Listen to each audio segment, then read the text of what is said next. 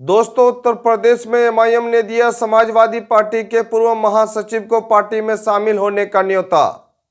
बड़ी खबर इस वक्त की बताएंगे दोस्तों। एमआईएम के राष्ट्रीय प्रवक्ता असीम वकार ने समाजवादी पार्टी के पूर्व महासचिव सलीम शेरवानी को पार्टी में शामिल होने का न्योता दिया। असीम वकार ने कहा है कि सलीम शेरवानी साहब चाहते हैं कि मुस्लिम क़यादत मजबूत हो और इसीलिए उसे लोकसभा चुनाव से पहले पार्टी के तरफ से न्योता दिया है कि इससे बेहतर विकल्प कोई नहीं हो सकता है।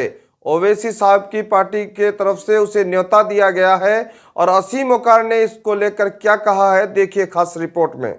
समाजवादी पार्टी के पूर्व महासचिव जनाब सलीम शेरवानी साहब का एक बयान मैंने सुना। सलीम शेरवानी साहब ये कह रहे हैं कि उन्होंने समाजवादी पार्टी से इस्तीफा इसलिए दिया कि उनको लगा कि मुस्लिम क़यादत बहुत कमजोर हो गई है और अब मुसलमान क़यादत को मजबूत करना है।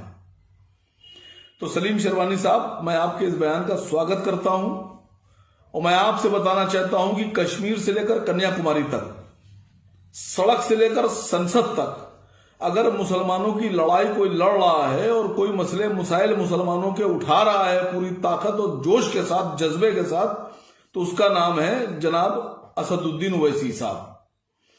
मैं आपसे गुजारिश कर रहा हूं कि अगर आप सच में मुस्लिम मसाइल की आवाज उठाना चाहते हैं और मुस्लिम क़यादत को मजबूत करना चाहते हैं तो आइए हमारे साथ जनाब असद ओवैसी साहब के साथ कंधे से कंधा मिलाकर मुस्लिम क़यादत को मजबूत कीजिए और मुसलमानों की लड़ाई को आगे बढ़ाइए।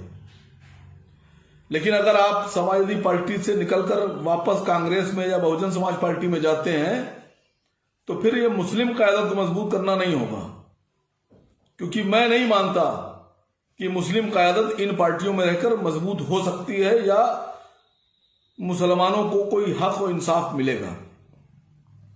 मेरा मानना यह है कि मुसलमानों की एक मजबूत आवाज होना चाहिए जो मुसलमानों के हुकूक के लिए और हक के लिए फैसले करने पर मजबूर कर दे सरकारों को और पार्टियों को, और वो इकलौती आवाज है असद ओवैसी साहब की।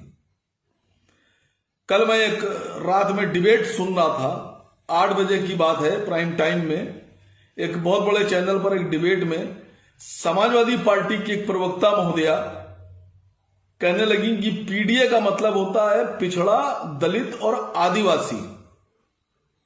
एंकर ने बहुत चौंक के पूछा कि अल्पसंख्यक या आदिवासी, ए का मतलब क्या है पीडीए में? तो वो बोली कि अभी 72% की लड़ाई लड़ने दीजिए, अभी आदिवासी हुआ, पीडीए का मतलब हुआ पिछड़ा, दलित, आदिवासी। मैं समाजवादी पार्टी के इन तमाम मुसलमान रहनुमाओं से पूछ रहा हूं कि पीडीए में आप हैं कहां? वो तो पिछड़ा, दलित और आदिवासी। पार्टी के ऑफिशियल प्रवक्ता खुद ये कह रहे हैं कि हमारे क्या अल्पसंख्यक नहीं है, हमारी जो लड़ाई है वो आदिवासियों के लिए है। तो आप वहां कर क्या रहे हैं? घास छील रहे हैं आप लोग? क्या कर रहे हैं आप लोग? जब आपकी आवाज नहीं उठाई जा सकती है, आपके राष्ट्रीय अध्यक्ष पीडीए में अल्पसंख्यकों को मानते ही नहीं है, आप क्या अल्पसंख्यक की लड़ाई या अल्पसंख्यक नाम या अल्पसंख्यक चीज ही नहीं है, तो आप वहां क्या कर रहे हैं? अब समझ में आया